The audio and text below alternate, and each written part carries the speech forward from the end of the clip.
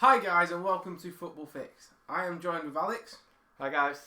And today we're going to be doing the Premier League predictions for the upcoming Premier League season.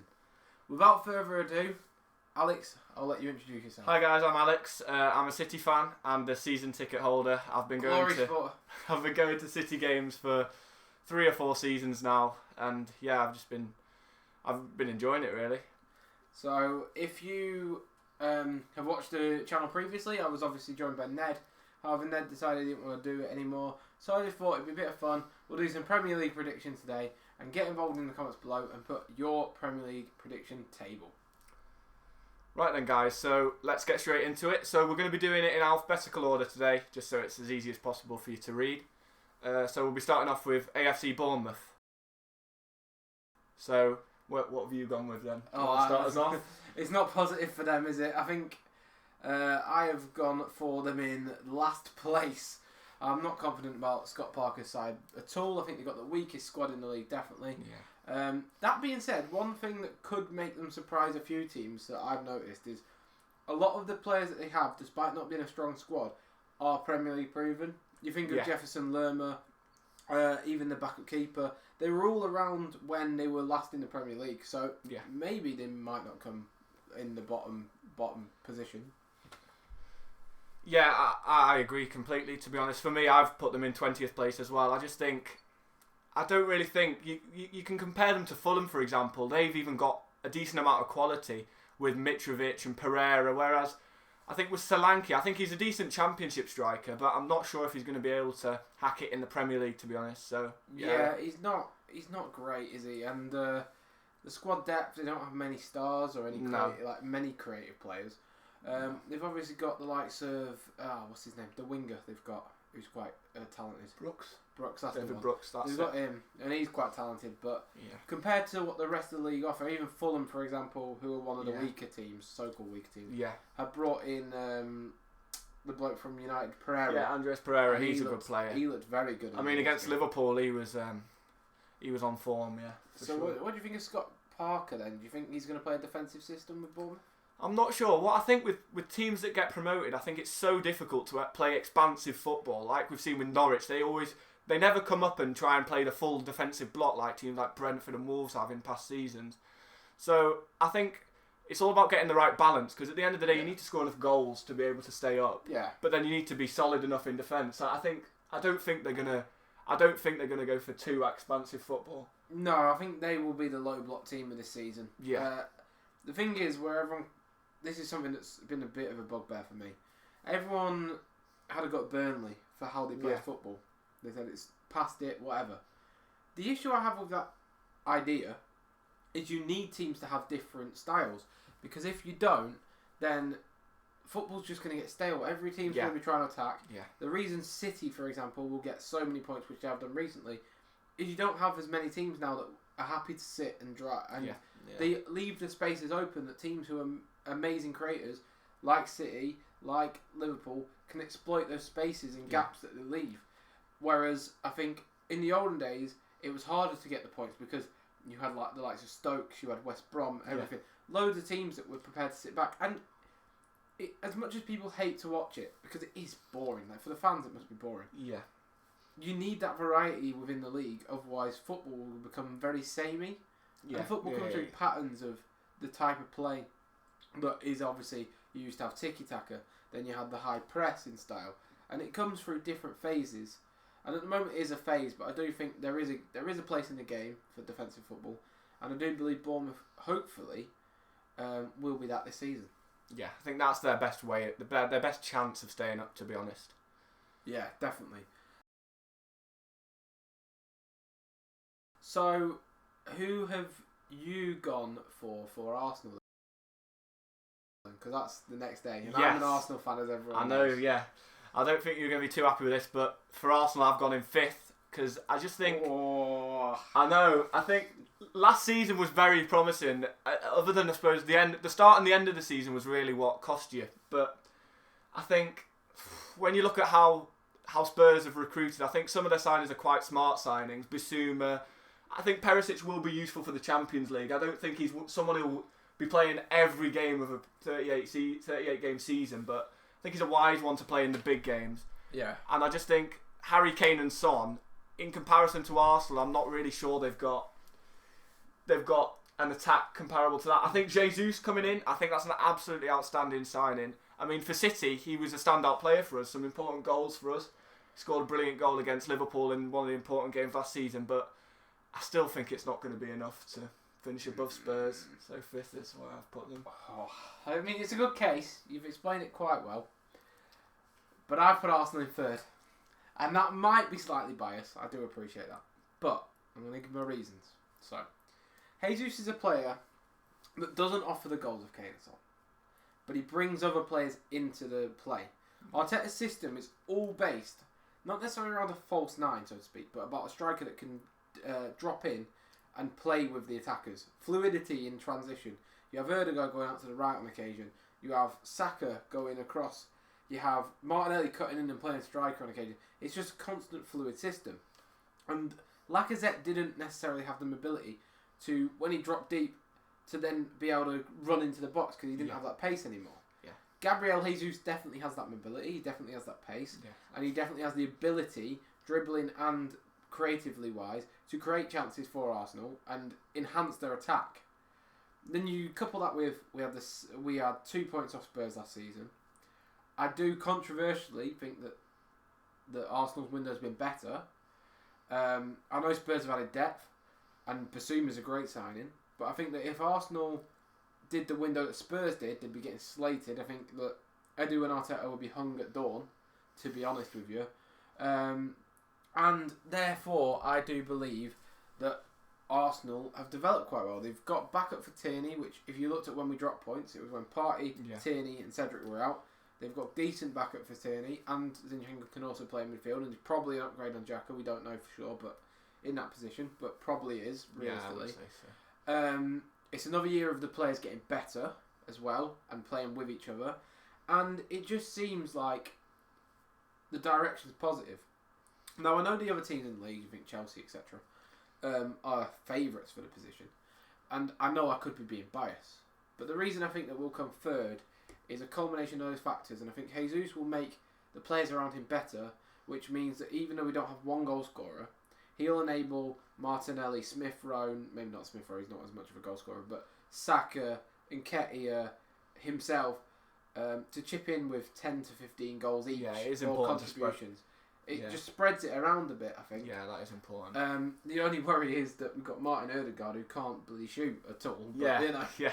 I've seen against Palace the other day a few chances that he probably could have. But then he knits it together creatively. So I think if Arsenal can have a strong end to the window as well, maybe get a backup for Thomas Partey. That's the main pressing concern. Which Tonali's been rumoured today, but that's not going to happen.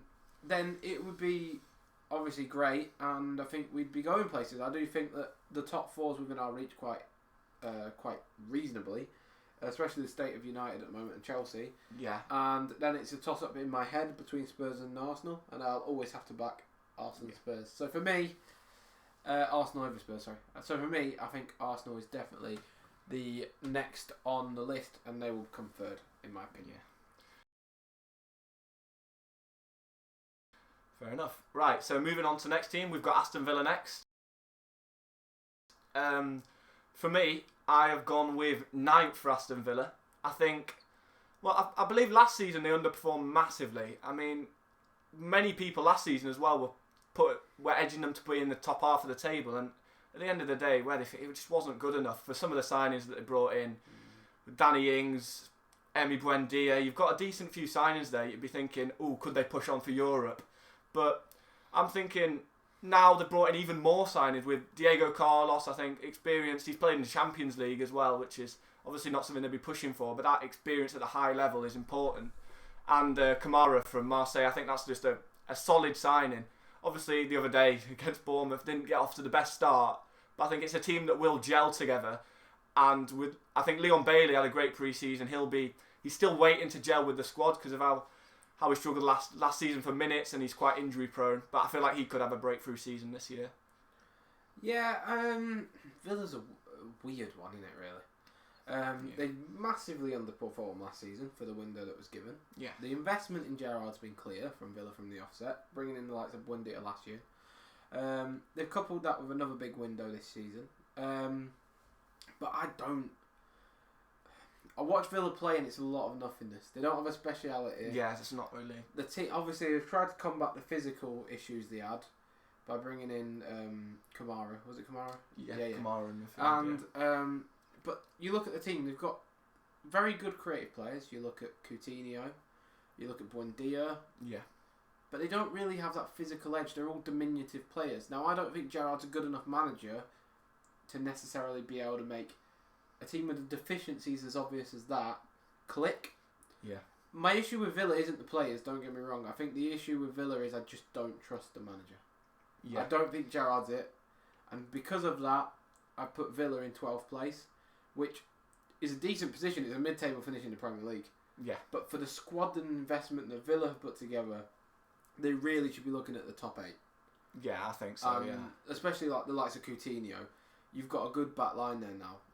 You've got a solid-ish midfield. Like the players, there isn't one bad player, let's put it that way, in that team. They're all mid to high, decent Premier League players. Yeah, for sure, yeah. Even Ollie Watkins, who massively underperformed last season. Yeah. So, it's just a case of I don't think there's any excuses with Villa, and I don't think the manager's good enough. And for me, if I was the Villa owners, I'd get rid of Gerrard, if I'm honest. I don't think he's... Yeah, I think he's still lacking that little bit of experience, to be honest, because I feel like he's gone quite quickly straight to Villa. I feel like he's missing a step, because obviously he did really well at Rangers. Yeah. But I think it's a different ball game going from being a manager for a team in the Scottish Premiership to going straight up to a team that you as we've said, should be expecting to push for maybe a Conference League place at minimum. I think that being said, though, inevitably this is going to come back to bite me, because I think that there's no way in hell that Liverpool's next manager isn't Steven Gerrard. He'll do mid-table, he'll stay at Villa, even if he's uninspiring, he'll do mid-table for 3 years, and then, because of obviously how they sort of look at him, he'll go to Liverpool. And then because it's Liverpool, he'll just achieve... Because it seems to me like he achieves the minimum or the expected. So it's mid-table. Yeah. So I think at Liverpool, he'd achieve the minimum or expected, so it would be top 4, maybe top 2, 1. Yeah. Depends on the outlook of the league at that point. But he won't underperform the expectations. He'll just be there or thereabouts into what you would expect from the team. So inevitably, I do realise that this statement of me slating Gerrard as a manager is going to come back to bite me. Because he will do that, and that's just how it is. That's how he is as a whole. Yeah, right then. So next team, we've got Brentford next. So it's a strange one with Brentford, because last season I think they shocked everyone. I mean, when they were coming up, it's first time for 20 odd years that they had since they've been in the Premier League. So I was thinking an unexperienced side. I don't know. They're bringing in a load of foreign players. I don't really think that method of signing foreign players really works, because I think you need Premier League experience just to like even older players like 30 years or older can just help you more than that talent, like a talented player from Germany. I think sometimes they obviously know the league, and they'll lift the dressing room almost. So for me this season, I've gone with 10th for Brentford, which I think is high, but I think the foundations they built last year with Ivan Toney scoring 13 goals in the Premier League, I think that's a great start for him in his first season. Like we've seen in the past few seasons when Fulham, for example, have been in the Premier League, Mitrovic has struggled to score anywhere near that amount of goals over a season.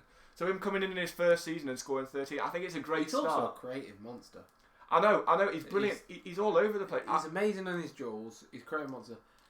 The issue is, which I've always saw last season with Brentford, is that is it Mbuemo the second striker? Mbuemo, yeah. He just doesn't finish. He hit the post. He doesn't. I know. He had a record. It was over 10 times he hit it last season.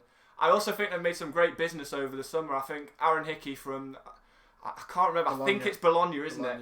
I think he's a great signing, because I think they were struggling with depth a little bit in the wing back positions. And obviously, such a demanding role. It's great to have as much depth as possible. But yeah, they've spent quite a lot on him, and Lewis Potter from Hull, I think it was as well. Yeah, he's a good one as well, because losing Ericsson, obviously at the end of his contract, is going to be a tough one, because I think him joining really helped them with his assists. Yeah. Now that's sort of where I've gone a bit different with Brentford. I put them in 14th purely because their last season form was massively helped by Eriksen. It was. Yeah. They've lost Eriksen and they haven't necessarily replaced his creative output yet. So for me, I put Brentford in 14th. I don't think either shout realistically is unrealistic, if that makes sense. Yeah. So I don't think 10th or 14th is too bad a shout for Brentford, if I'm being honest. When you look at the squad, Ivan Toney is a standout. He's absolutely phenomenal. He wins a lot of duels. He's an excellent player. He reminds me of I don't even know, like a Benteke, but can finish. I mean the way he drops in, it's just brilliant. It's great when you see such a hard-working striker. He almost reminds me a bit of how Harry Kane drops in and loves to let the wingers bomb on. It's just it helps the team so much as a whole. Yeah. So for me, I had them lower down purely just because I think there's stronger teams in the league. For example, Villa, who I've just said, I think they'll come ahead, and some others. And I'll explain the others in a bit, but I think they'll stay up comfortably. And I think that's the biggest compliment you can give them. I mean, with second season syndrome, lots of other clubs have seen that. I mean, Sheffield United had a brilliant season. I can't remember. Did they finish in Europe? They either finished. They were close to it. They either finished in Europe or were close to it in their first season, and that was unbelievable. And then the second season, it was just a completely different team almost. You saw from them. You have with Brentford as well. They've got a top manager. Yeah, I think Thomas Frank. He's absolutely sensational. And for a club that size, which realistically probably a border in between relegation and promotion is in the size of the club. Yeah. And the finances that they have isn't necessarily amazing. No. I do think that is a fantastic position for them to be in, either one. And I think that it just speaks wonders of the job that Thomas Frank's done. Yeah.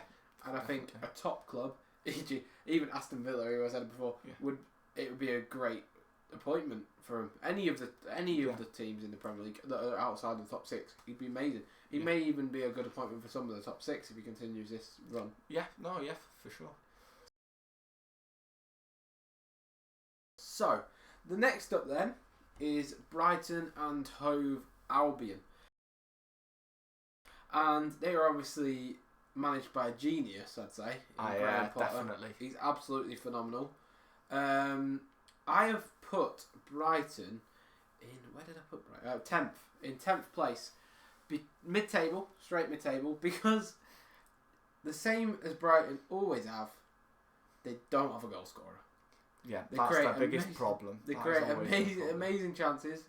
They're a very good team to watch. They're always attacking. They're always really high up on XG. They play percentage football where stats drive the game. Nice tempo about the play. But the fact that their strikers are Neil Maupay and Danny Welbeck will always come back to bite them. And I know they signed that new striker now. Yeah, Dennis Undav's come back from Belgium. I think he might have been on loan from a season from Brighton, and he did have good stats. He did do really well there, but comparing the Belgian league to the Premier League, it's not really a comparison to Time will tell. I mean, when Eddie Nketiah was leaving Arsenal, or potentially at the time, before he signed his new deal, there was massive links with Brighton for him, and I think that would have been a match made in heaven. I mean, it's the perfect team for him because he can express himself a lot more. I know Arsenal they can do, but it's not going to be getting the starts, really, is he? So with Brighton, I think that would have been the perfect opportunity. But I think Undav will get the chance this season. I think he has to. Because with those strikers other than him, I can't see any of them pushing the 10-goal mark, really. No. I think maybe one of them could scrape 9 or 10, not at best. I mean, Danny Welbeck's the most proven goal scorer in the squad. Yeah. And that's a worry. That is a worry. A worrying state. I think he scored over 15 goals once in his career. Something like that. So anyway, and he's aging now. He's like 33 with injury prone. Yeah, it's not really the man you want to be relying on, is it? And I think that's the only thing that hinders Brighton from exploding. Because Brighton, every time I watch them play, amazing football. Yeah. They've obviously just lost Cucurella to Chelsea, which is a huge blow. Yeah, I think that is a huge blow. The amount of money they made from that, though, 62 million. Not worth it, is it? I don't think he's worth it. I think it's a bit of an issue that Chelsea are having now with the new owners. I feel like City did that when we first got our new owners in. We kind of just overpaying just to make a statement. But I think it almost goes the other way, because then if you're in for any player, then you'll end up overpaying for them. They should do what Newcastle do, just being intelligent. Yeah, they're bringing in players who've played in the Premier League before. I think Dan Burn, for example, for the first season, I think that was a fairly wise sign, and he did quite well there. Obviously, it's a great signing, but Chelsea do need higher echelon of player, so it's a bit different. But I do think definitely the Cucurella loss may hit them, but I think 10th's fair. Where did you put them? I've gone 14th for Brighton. I just think, especially with the Cucurella loss, as you mentioned, I mean, the fact that he's got a move to, after one season in the Premier League, he's got a big move already. I think that statement just shows how important he was for them last season, and how versatile he was as well. He was playing across the back three, he was playing as a left wing back. I think that loss there is just going to be massive. And obviously Basuma as well. I think he's a massive loss. Because it does look like, though, from their first game, they've replaced him all right. I think Caicedo seems like a really good player. I mean, they played really well against United. Obviously, United don't seem to be anything at all. No identity, they don't really have the style of football's not obvious. It's laboured. It's slow. They've got players that don't care about playing.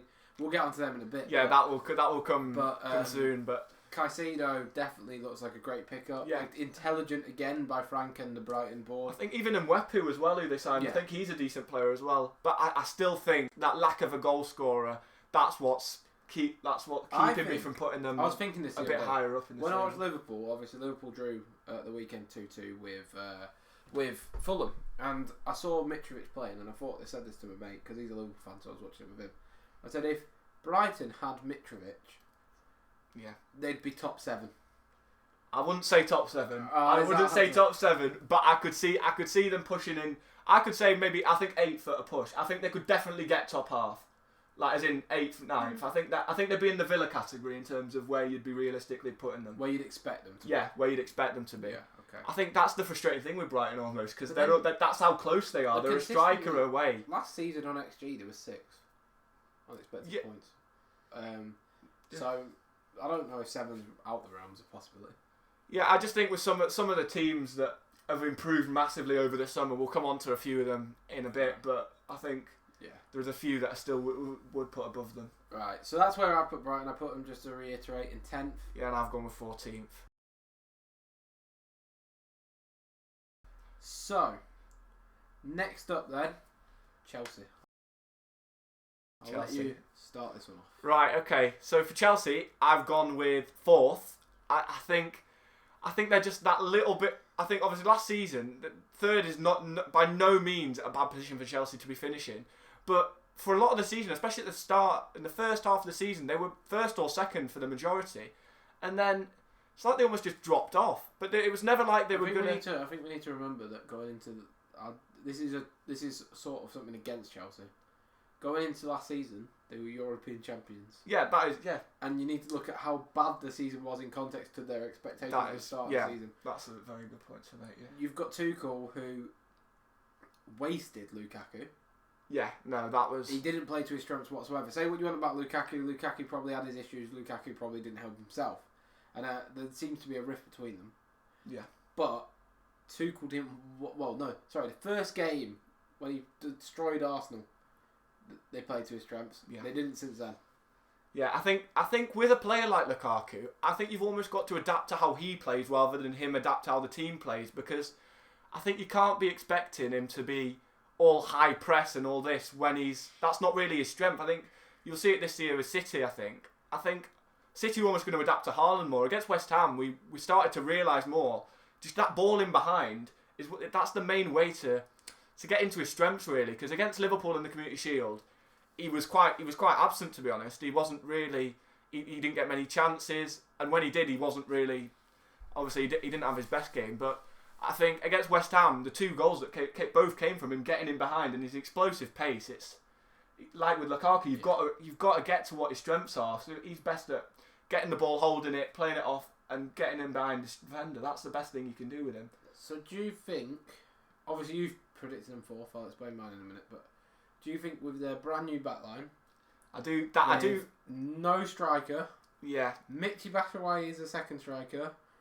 no real good winger from what I've seen. I mean, Odoi is promising, but he don't play. I think the signing of Sterling will be... Oh, Sterling, yeah, sorry. Sterling is one that I think will help them massively. I'm just not sure. I think the striker position was more of a... Yeah. So you explain it. You've put him in... So you for put him fourth, so high. I do worry for Chelsea, to be honest, because I do worry. I think possibly on second glance, I could have easily put them in fifth and Arsenal in fourth. But I'm not sure. Their experience is what's done it for me to put them in fourth. So I think Arsenal's team as a whole is a lot. I think they've got one of the youngest teams, if not the youngest team on average in the Premier League. Whereas Chelsea, they've got experienced players like Thiago Silva, Azpilicueta. I think those sort of players will carry them through the season. I do worry though without that striker, and I think Armando Broja coming back from Southampton. Yeah, but he's looking to leave. As a back, I think if I was Chelsea, I'd be trying to keep him. Yeah. Because I do think he's an important one, but an important player to have across the season. But I do agree. I think he probably will leave. Yeah, and I also think... So I put Chelsea for context in sixth. I'd argue even maybe eighth. It's that bad. Goodness me. Since January, they were absolutely abysmal. There's no denying that. Sackable form. You've got Tuchel who didn't utilise Lukaku at all well, and the situation's gone. I appreciate that. But they don't have a striker. They've got a brand new defence that's knitted together. They got lucky to win with a penalty in the first game of the season. Yeah, against Everton, who Everton are notoriously bad. I mean, they had like quite a few. They were stricken with injuries during the game. Never mind before it. Without Everton. Everton lacking Calvert-Lewin. Obviously, Rondon was. You were at the game, weren't you? Yeah, I was at the game. Yeah, but it was one of the games where I think the Everton fans at the end weren't too disappointed with losing 1-0 against Chelsea, because at the end of the day they're not expected to get anything from the game. But at the end of the day, Chelsea were really lacklustre. Everton had more chances, and I do think if they had, I think we were talking about Broja before and talking about Everton. Everton now, I think if he went there, I think I think that's all it needs for. I think. Well, I mean, I'll explain Everton later. Yeah, we'll explain them in a bit. But I think the point is that Everton almost beat Chelsea, in my opinion, when I was watching it. They weren't far off it. Well, they're not. I mean, during the game, it wasn't like Chelsea. It wasn't like Chelsea dominated the game. I only watched the highlights of that, but I do think the way it's set up with the new owners, etc. Tuchel's gonna. I can't see a world where Tuchel's still at Chelsea next summer. I think he's sacked this season. And that's why I think he's going to become sixth, because no matter who comes in, because it'll inevitably be a world-class manager, they'll pay the big bucks for someone. They can only bounce so high. I think it'll be sort of too little too late, because Tuchel, for him to meet my prediction and be sacked, will obviously have to underperform, meaning they'll be low down in the league. So then, obviously, the new manager coming in, if that's Bielsa or whoever the bloody hell is, you'd then put them higher, because then there's your bounce and everything. So for me, that's why they won't come in the top four, because I don't believe that Tuchel's going to last the season. I think he's going to be sacked. There's no logical explanation for that. I just think since January they've actually been abysmal. I mean, they have a lot of issues going on. They went from being top of the league to a lot of people, me myself included, were thinking there's a potential that they could actually get caught here. Give it 2 more game weeks and Spurs and Arsenal we're going to catch. I know. I think they got a couple crucial wins at the end. I think just to seal the fact that they got third. But I think third was a little bit generous in terms of how they played across the season as a whole. I think the business makes no sense as well. Like, Cucurella's a good player, but I don't know for 63, 62 they've also got million. about 100 left backs. I think. I mean, Marcus. I don't know if it's happened yet, but I'm pretty sure he's off to Barcelona. But they've got Emerson Palmieri. I don't think he's ever going to play for them now. I could see he's probably going to leave on loan or something before the end. And they've got Kennedy as well. Neither of them are going to thave them in the Premier League. They've got Chilwell. Chilwell, of course. That's where I don't really get it, because I feel like they're after Fofana as well, who they've already apparently put in a 70 million offer in for, which I think is ridiculous. If you're losing Alonso, you don't go and buy a 60 million replacement. When you could get a striker. Yeah, Chelsea the priority, and arguably United have waited too long to bring in a striker, in my opinion, because the options that were hot at the time, Sesko's just left today. You had Scamacca, who was in incredible form in Serie A. All the options, Gabriel Jesus, I don't know why City didn't go for that. They're all gone. Yeah. And there's nothing available. Paulo Dybala's gone to Roma. Yeah. Like, who's gettable now? Yeah. Ivan Toney maybe, but I don't think they're going to be letting him go this close to the end of the transfer window. As he scored the other day against Leicester. To take a gamble on the likes of a Prem-proven Ollie Watkins. I mean, the links to United and Chelsea are like the likes of Aubameyang, and he's past it. Not past it, but he's not past it. But I don't think he's not going to get you enough goals in the season to justify how much you'll pay him a week. Even if he does, do you want to spend that on a 33-year-old when you could be developing a younger player? Yeah. I mean, you've got Batshuayi as the backup striker. He's horrendous. I mean, to be honest, he's the backup to not really a striker. I would never say Havertz is a striker. To be honest, no. He's not a striker. When he was at Leverkusen, he was more behind the striker, like a number 10 really. If I were Chelsea, right, and this has no logical explanation, but you look at what's out there, I think I'd go to United and say, do you want 60 mil, 50 mil for Marcus Rashford? Because I think Rashford's stock's dropped.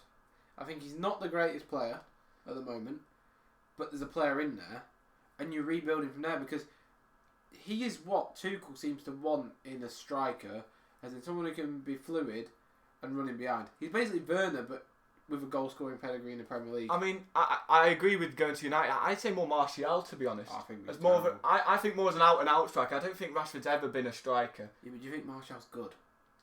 I don't, but I think I'd say he's better. I'd say he's better as a number 9 than Rashford is. I don't think Rashford's really ever been a striker. I mean, Ronaldo is the obvious one there for them. He is, but he's obvious. I mean, the amount of money you don't obviously if you terminate his contract, you don't have to pay anything up front. But his wages, it's unbelievable. He wants to leave though, so I'd imagine Ronaldo, if he's that desperate to leave to play Champions League, would be open to say, you know what, United, don't even pay me the last year.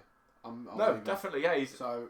You don't know, do you? But the fact that no club in the Champions League is really after him tells you all you need to know, really. I think if he was really at the top of his game, there'd be tons of clubs. There'd be tons of clubs coming after him if they could get him on a free. But if nobody's after him, Napoli, there's clubs that you'd be thinking in the past, Ronaldo going to Napoli, no chance. But Napoli themselves don't even want to afford his wages, are they?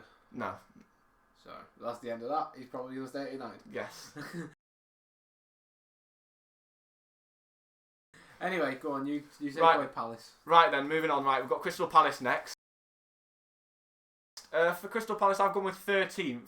I think for Palace, they're always I don't think they're ever good. They're never threatened to go down, but I can never see them pushing into Europe. For me, I can just never see it happening because I think I don't the business they've made. I don't really think they've brought in the best players. To be honest, they brought in Doucouré from Lens. I know. He played quite well, I thought, against Arsenal as well. He got stuck in. Yeah. But I think Vieira's a manager who will do fairly well at Palace and then go on to another team, say, in the top half in the future, say, a West Ham or something. Man City.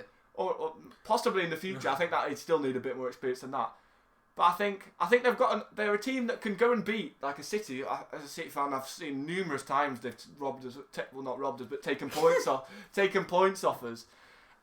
But then again, you'll see them beat City one week or draw with Arsenal one week, and then the next week they'll go and lose to one of the teams low in the league, like Everton or Leeds. And I just think the consistency is what always makes them struggle. The big question around Crystal Palace is, can they replace Conor Gallagher?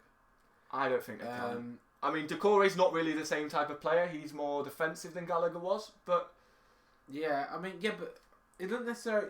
When you say replacing a player. Conor Gallagher, great, don't get me wrong. But in football, there's ways. You don't necessarily need one player to replace a player. You can get 2, 3, rebalance the team. You could get it, you could get it where the new guy that came in is more defensive, so he does the pressing side, Gallagher does. Someone else comes in, maybe, does the more offensive side. Obviously, they've got Elise, who's been injured for a long time. Yeah, Eze was out a while as well. Eze was out. So they are actually a better team now, in my opinion, in terms of personnel available because of the injuries of Elise and Eze, than they were last season. My factor for Palace, I put them in 8th, by the way, is that I think Vieira is that good. I look at Palace and look at what they're building there. They've got a young team full of promising, exciting, physical players. They all press. They all. I think the defence is very solid. I mean, against Arsenal, I think one of them was an own goal, and I think the first 15 and from a corner. But I feel like other than that, so solid. Anderson, I think he's a quality player. I think Guehi and Anderson as a combination there is brilliant. Tyrek Mitchell's been getting in the England squad. The first 15 minutes, 25 minutes or whatever, Arsenal blew them away, but then they did get into the game. They had chances. Zaha just knitted things together. I think especially with Ben White at right back, though, I think we do have to mention the fact that Ben White at right back, he's not his natural position, so I think he is going to have a better day, isn't he? But it is also Zaha, one of the best dribblers in the league. Yeah. And you always got to factor in, you can only play against the teams that you're playing. You can't say, oh, he didn't do it against Cancelo. Yeah. Well, he didn't play Cancelo, for example. Yeah. So it's like they were promising in that game. They had a decent XG in that game. I think it was 1.6, something like that. They missed numerous chances. On another day that ends 2-2 or 2-1 to them, or Arsenal win. But like, I think Vieira's doing such a good job when he never really showed it in his previous jobs. No. That they are a promising team. They've got a promising team. They play attacking football. So for me, I've gone 8th because I just really like Palace. I like what they're doing. Yeah. Where did you put them? Well, I put them in. Where did I put them? I put them 13th. That was it, wasn't it? I still think the signing of Edouard was a decent one, but I still think up front as a striker, from a striker point of view, I think it's still lacking a little bit. So I think Ayew is not really enough. I thought he was brilliant against us though. Ayew. I thought he worked hard. He did skills. I just think they're not, again, like with a few other teams we mentioned, maybe Brighton for example, I still don't think they have a player up front who's going to get them enough goals to push them into that top half. Yeah. Because I don't think Zaha never gets too many goals a season. We added creativity. I think they might spread their goals quite nicely, but I still think you need one outstanding goal scorer for a team that's consistently mid-table to be able to push yourself higher. Yeah, I can see that. I can see that indeed. So Everton then is the next one. Now, first prediction I'm going to give for Everton is Frank Lampard's gone by the end of the season. I don't even think it's a bad prediction. I think it's going to happen. I think it's pretty nailed on. You think differently, but I wouldn't agree with that one. I think they've made intelligent relegation signings. Signing Dwight McNeil. I don't really like the business for a club the size of Everton. The reason being is for Everton, I've said this to you in the past, in my head it's always, even the latter years with Ancelotti, they're always at the start of the season talked about as a team that could potentially get into the top 7, they could potentially do well, can they get into Europe? To see them struggle so much last season, and not pick up after Lampard, because they didn't, they scraped it, with the likes of Richarlison and Dominic Calvert-Lewin, who are comfortably the best players in that relegation scrap, and still struggle. And obviously, I know DCL was out for a long time, but he wasn't out towards the end for the running. No. And still struggle to even create. Doesn't fill me with confidence. I don't think Lampard's a good appointment. I don't think he's a good manager. I think he'll get sacked and they'll replace him with someone like Bielsa or something. And then they'll do really well. But I've said 18th. I've said for them to go down. That's it, on the bravado that they don't sack Lampard sooner than later. I don't like the business they've done because it strikes me as preparing for the inevitable. As in they're just getting championship quality players and Tarkowski. And I know they changed system. Connor Cody's alright, maybe. It's not inspiring.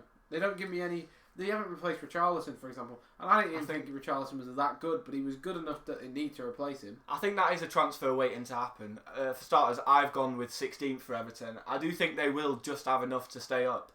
But right, on a serious note, right, with the likes of Iwobi, who is playing well under Lampard, the squad they've got, their squad is not a 16th place squad. It isn't. It's a top 10. It's a 10th. It's an 11th. I look at their squad. Yeah. So, surely, you saying that in itself, I know you like Lampard and I like you defending him in a minute, but surely you saying that in itself is solely a bad look for Lampard. Because if you agree with that they're a 10th place squad... No, but I think, like you said, the loss of Richarlison, I think that's a massive one. And I think, although, I think it's a strange one for him to be going to Spurs to be a backup. I would have thought his next move would have been him going to a better team and starting for them. I thought that's what he kind of needs because... Yeah, but who would he go to? West Ham? I don't know. I'm not going to lie. Before you signed Jesus, I thought possibly Arsenal. I'd hate that. I don't like him. I don't like Richarlison. But for me, I do think the striker signing's inevitable. I think they're definitely going to sign someone before the window ends, and I do think, as I mentioned before, it will be Armando Broja. I think he'd be a good signing for them. The most damning indictment for Everton, right, is that how badly run they are, how they're in that financial situation, how they found themselves near relegation, how they spent so much money and wasted it in recent years, and another one is, and this is a big one, you've got to remember, they don't sell players at all at the right time. They had 80 million on the table 2 years ago from Barcelona for Richarlison, and they didn't accept it. And it just started going down and down and down. I mean, Ancelotti worked wonders with them. I'm not sure. I think the thing I like about Lampard is just the type of football he's getting them playing now. I do think the way you can get yourself back up that table if you already got the pedigree and the experience in your team is by playing that nice passing football. When I was watching them the other day, it was just some of the football they were playing. I think they've got a couple promising players like that. Patterson at right back, I think he was great. And I think bringing in Onana from Lille, I've not got too much knowledge of him, but I think the fact that he's picked Everton over West Ham when he had the similar offers on the table, I think that's quite a statement as in what they aspire to be. Would he have even played for West Ham? Sorry. Well, I think he would have known. I can't see Declan Rice staying that much longer. I think he'll stay this season, but I think the thing about having Lampard there, I think he can bring signings in on his own because of how good of a player he was. And I think the signings are bringing back Idrissa Gana Gueye. He's quite old, so I think he's 32. So I'm not sure when they've got Alan already, who's of a similar age. I'm not sure how good a signing that is. But I do think the signings of Tarkowski, Cody, I think they're fairly solid signings. And I think once they adapt, I think Cody especially, out of favour at Wolves, he's great as that sweeper role in the middle of a back three. Now they're adapting to that system. I think it is a good signing there. And they're strengthening slightly in the backup roles. They brought in Vinagre from Wolves. I don't think it's the most impressive signing. Like you say, it's not an impressive signing, but I think they're still going to have enough to stay up. Just based, I mean, last season we saw the Goodison crowd lift them at the end of the season. I think they're that big of a club that I just can't see them. I think, for example, there's certain clubs that I think are a lot worse in terms of the squad as a whole than Everton are, which we'll come on to in a bit. I agree, but I think Everton have the worst manager in the league. I can't agree with that. Obviously Scott Parker's unproven really in the Premier League with Fulham where he did good. He was a good manager. Forest manager worked wonders last season. So I think I'm trying to think of who's worse than him.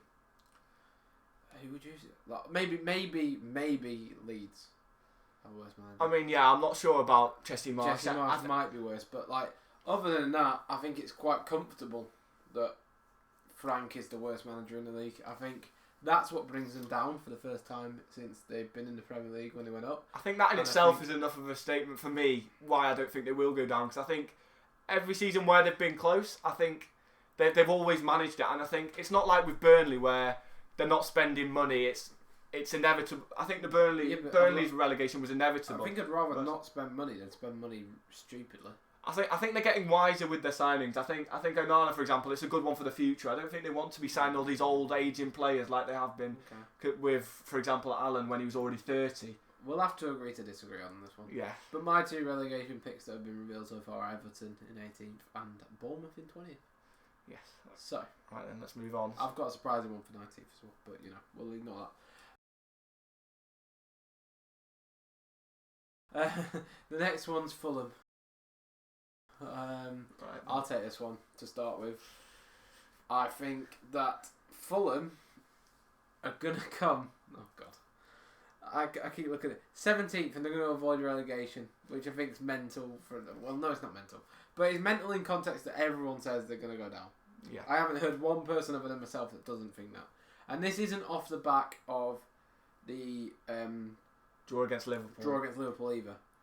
Because to explain my Fulham point, I'm going to have to also say where Forest are coming, but I won't go into them in detail.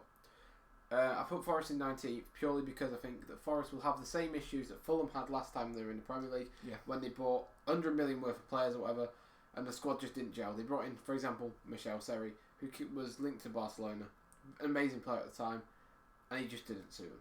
I think that's going to be what's going to happen. That's why I think Fulham are going to stay up. Marco Silva always starts off the season with a bang. he always starts off the first sort of 10 games with a bang, and I think that will give them enough momentum to then limp over the line towards the end of the season. Mitrovic, my God, did he look impressive? He was very impressive. I mean, like a ball almost. Pereira was brilliant. Yeah, Andres Pereira, great game. Both wingers were really good. They pressed really well. The ginger kid, I can't remember the centre mid. Harrison Reed, that's the one. Yeah. He was phenomenal. Palinha as well. I think he's a great signing they made. He was again, like they had with Seri a few years ago, linked with Barcelona. He was linked with a lot of top clubs in Europe. I mean, for starters, going from Sporting Lisbon to Fulham's quite a. You wouldn't really see that as a natural progression, would you? But that sort of signing is a very solid one for them. I think more importantly, and I think it was John Terry that said this.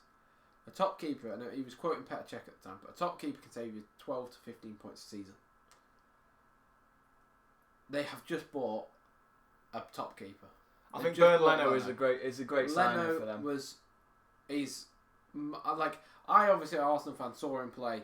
He's not the best with his feet, but he is by far and away the best keeper in that sort of level of teams in the Premier League. He's by far and away above Fulham's level. Yeah, I think he could have got into Europa League teams, but he wanted to stay in London. Obviously, apparently Leicester were linked as well, but he wanted to stay in London. That's a statement in itself. He's a really good shot stopper, and I know they've got that guy at the moment. What's his name? Rodak at the moment, and they've got Gazzaniga as the backup. Rodak does look like a twin of Leno, but. They've got Rodak, who's a decent stopper and did well in the Championship, and he did well in the last game when they played against Liverpool. So he's most likely going to keep his space for a bit. Yeah. But I think Leno will be the deciding factor between Fulham staying up or going down, and I think he'll keep them up. On his just that signing alone just impressed me enough. They've been smarter with how they did it since the last time they came up in the signings. Yeah, I agree with that definitely. They got Mitrovic, who.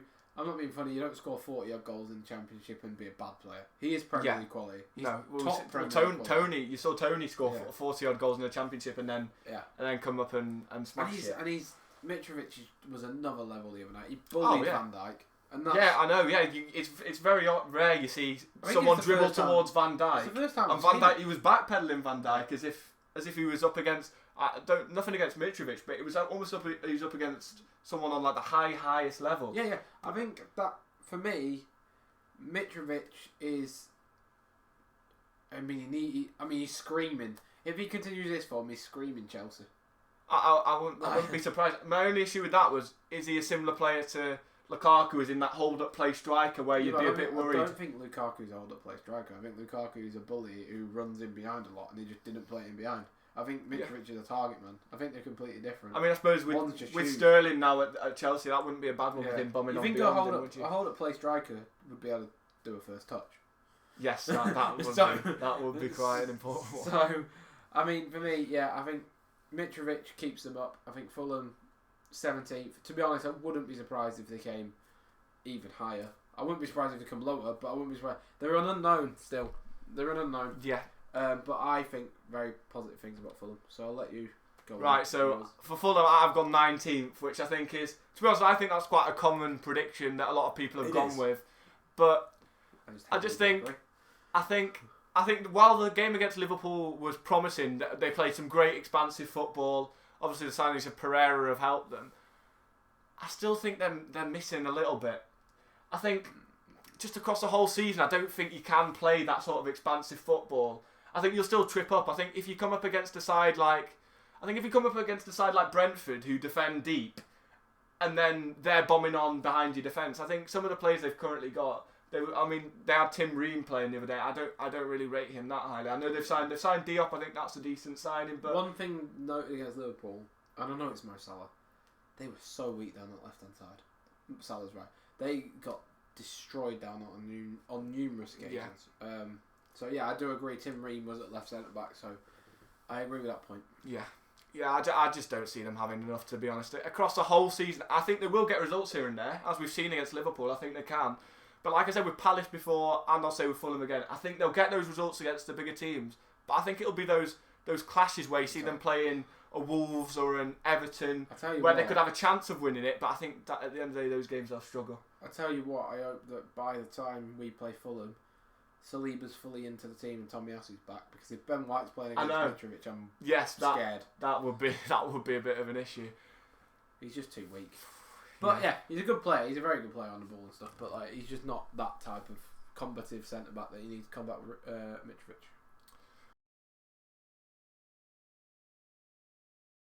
Right then, moving on. So next up, we've got Leeds.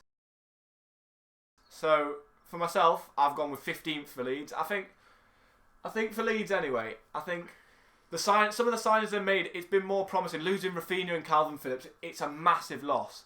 But again, like I said with Everton, I think that Ellen Road crowd, the atmosphere they've got there, and some of the signings they made. Aronson was quite promising against Wolves. They brought in, is it Chris? I can't remember his name. It's Christensen, I think, the right back. Yeah, something like Decent signing. I think they still maybe need another striker almost, because Bamford is becoming injury prone. I still think they'll have enough though. I think if you compare them to a Fulham, I would put them a decent amount above them. Well, I said Leeds in 16th. I don't have much to say about Leeds other than they've got a really shocking manager. I'm not really sure I'm believing what Marsh is doing. No, I don't believe in Jesse Marsh. That being said, they've lost their best player as well, Calvin Phillips. Yeah, they've got and Rafinha, obviously. To be honest, I genuinely wouldn't be surprised if Leeds finished in the bottom three. I could see it happening. They are a couple injuries, as always with Leeds. Yeah. They are a couple injuries away from having big problems. I mean, they'll get 16th just because of how... I don't know why they're going to get 16th. No, I don't really have an opinion too much on Leeds. I'm saying this now and I'm thinking they could come 16th, 17th, 18th, 19th, 20th. And I've only put them 16th because someone had to be 16th. Yeah, no, I do. Any of that 16, 17, so any of Leeds, Fulham, Everton, Forest and Bournemouth for me could be in any sort of order at the bottom of the table. I think that Jesse Marsh isn't great, but they probably will sack him and get someone better. They desperately need to replace or get someone to be the fulcrum of the team like Calvin Phillips was. Yeah. Granted, he was injured all last season. I think something good about Leeds is the fact that a lot of the players work hard. You've got players who are multifaceted, e.g. Rodrigo, and they play some good football. Yeah. So, I mean, they work hard. Yeah. They'll get points just because of their work ethic, so that's mainly the reason I think they'll come 16th. And they don't have a bad squad, they just don't have a good squad. I think also someone I think I should mention here is Sinistera they brought in from Feyenoord. He had a great season in the Eredivisie. I don't think he's going to have a breakthrough season where he goes and gets 10 goals, for example. Rafinha. Losing Rafinha is a massive one. But I think Sinistera will be. He's injured at the moment, which is a big issue. But the fact they beating Wolves on the opening day, I think that's an indicator that I think they're going to be all right. Because they'll be all right. Wolves, as you'll probably be able to tell, are above them in my prediction. But I think they will be all right. But since I've done this list, I did this list at the start of the season. I'm now thinking Leeds ain't coming 16th. But I mean, I'm going to leave it there because it's what I did at the start of the season. Yeah. But I'm not sure. I'm not sure about that one now. They've lost Rafinha and obviously Calvin Phillips. But we'll wait and see. So, anyway. Right then, so moving on to Leicester. So, for myself anyway, I've gone with 11th for Leicester. I'm thinking, I think we've got the same here, haven't we? We have actually, both gone 11th for Leicester. I think that's positive. And I think that's another... I think there's going to be so many sackings this season. I think there could be. I think Brendan Rodgers is just not it for Leicester anymore. He was poor last season. No, I don't know what's going on with Leicester because they're the only side not to make a signing in the window. Yeah, they've got Schmeichel's left, which I think he's an aging keeper, but I still think the loss of him and not replacing him because he's making it clear he's putting Ward as a starting keeper. I think Ward's class though. I do think he's a decent. I don't think where Leicester were in Europe last season. Yeah. And now they're going to Danny Ward. Why are they in such financial difficulty? They haven't. I'm not sure. They've sold big players. I don't understand the finance. If someone's a Leicester fan in the comments below, let me know what's going on with their finances because they never really spent a lot of money, have they? No. They've sold stars a lot. Yeah. Harry Maguire, an example. Maguire for 80 mil. Yeah. I don't understand it. They've let Schmeichel go for $1 million when he's the captain. They could be in a world of pain, but I've said 11th before all that happened, so I'll stick with it now. Yeah, me too. I also think it's a bit worried how many players are being linked for a move away. I mean, especially the biggest ones as well. Fofana linked with Chelsea 70 million they've turned down as well, Leicester.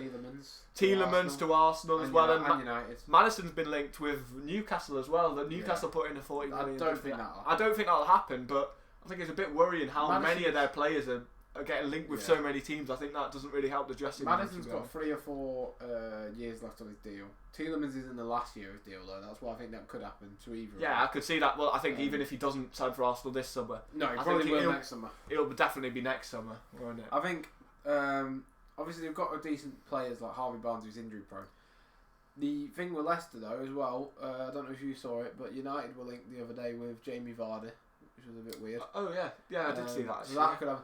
They're just a solid team. They're going to have enough to never worry about relegation.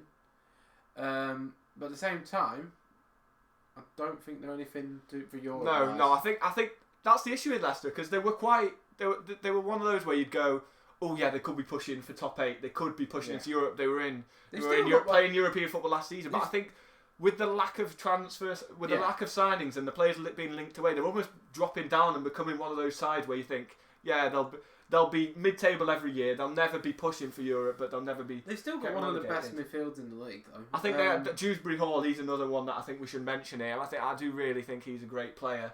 Scored against Brentford the other day as well. They just don't have. Last season, their downside for me was scoring goals overall, but also the defensive side of the game. So they had big. I think they'd had a few seasons in a row where they had big injuries in the defence, and then when they'd all come back and they had the defence as a whole. They were struggling. Yeah. I think Fofana, for starters, Fofana getting. I can't remember which one it was. I think he was breaking his ankle in pre-season. Do you think he's worth the price that Chelsea? No, not at all. Not at all. If he continued his form before the injury, he would have been. I think it's the fact. I think it's the fact that they signed him for 30 million in the first place, Leicester. Yeah. Which is the biggest problem for what the next signing would be, especially with Chelsea signing, for example, like I said before, Cucurella for 62. It sets a statement that if you just keep pushing, then they might just do it because it's the start of new owners, their new reign. They're wanting to make signings to show they're not messing around in the market, really. But I agree. So I think 11th for Leicester's fair. Yeah. I think for the next one is Liverpool. Now, we've both gone the same position as we've said they're going to come second. That's going to obviously give away where we think that Man City are going to go because no one in their right mind's putting anyone above them two. Now, for me, Liverpool and City, they're so elite. They've reached the pinnacle of football, of Premier League football, and I'm hoping for the quality of the Premier League as a competition, both of them decrease a little because. It is becoming a little bit more. It's almost becoming predictable now because you now know it's going to be. Well, you now know obviously both of them are always going to be in the top 4. That's a given now. Which it didn't used to be before Klopp and Pep came in. They were struggling. Both sides. It won't change till Pep and Klopp leave. It won't. But I think they've built great foundations now as well with the signings they've made. I think Liverpool more than City. Even as a City fan, I can admit Liverpool's business over the past few seasons has been brilliant. I think selling Coutinho, for example, for over 100 million to Barcelona, then using that money to buy Alisson and Van Dijk. Yeah. I think business like that's brilliant. Luis Diaz this January, great signing. The thing is, people say like the one thing that I sort of did. To be fair, I've started to think maybe Liverpool to come first. Now I'll explain that later, like when we talk about City, because it's more down to City's. How do I say this? Movement with the squad. It's not a settled squad now because of they've sold a lot of key players. Liverpool, on the other hand, have only lost Mane, and I know everyone says Mane's amazing, and Mane was good, but he was never as good as Salah for a start. Let's have this right. He last season played very well, and he played up front, right? Notably, Núñez, and everyone was like, "Oh, Liverpool don't get goals from the striker, so is Núñez the right thing? It's a change in system." They changed the system last year towards the end when they knew Mane was going because they changed to Mane playing up front, to see if they could get goals out of the central position. Yeah. They managed to get goals out of the central position. Obviously, it's still fluid, and if you look at how Nunes played the other day against Fulham, he wasn't necessarily always up front. But they managed to get goals from the central position, and then obviously it's just about getting a spearhead for that attack. Nunes caused so much havoc for Fulham, it was unreal. He was probably the best player that Liverpool had on the day. Granted, Salah did get the goal, and Nunes got the other, but it was sort of an own goal, wasn't it? But yeah, it was. But either way, Nunes looked like an absolute handful. I think he's going to smash the league, get 15 to 20 goals. I think that Klopp sort of used Mane to see if a central striker would work before he left.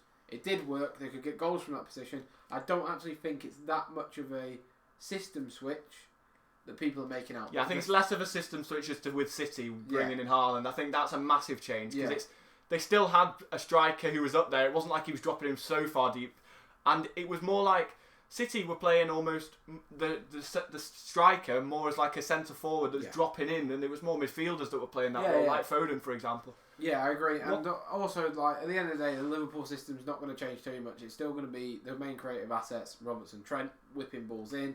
You've got Nunes now, who's 6'4". Yeah, he's very tall player, heading things on. You're still going to have Salah coming inside with his left foot. You're going to have Diaz doing the sort of Mane running, or Jota. I mean, Jota for me is quite limited in terms of his ability, but he still gets the goals, which is a key asset, and he still works hard. For example, the bit I don't like about Jota is he'll be poor for 60 to 70 minutes, then he'll bag a goal, which is a great asset to have because you need goal scorers. So, I mean, he's not a bad player by any stretch of the imagination, but I think the other three players they have in attack, in terms of Diaz, Salah, and Nunes, and maybe even Firmino, even though he's aging out, offer a bit more than Jota does. But other than that, like they're a really good team. You know what they're going to get. They're going to come in the top two. Whether it's second or first is up for debate. I do think they'll probably miss out but it's credit to what Klopp has done at Liverpool that is the state of the club, considering when they came in, they've had the likes of Rodgers. Prior to that, they had obviously Hodgson.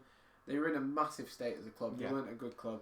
They were a sleeping giant, and they've brought the fans are now back supporting one of the biggest clubs in the world, one of the most successful clubs in the world. So Liverpool, there's not much more to say about them than that, in my opinion. I think from even as a City fan, I think if Liverpool came top of the league this season and won the league, I wouldn't say it's not one of those where you'd be really surprised. I think you could easily see it happening.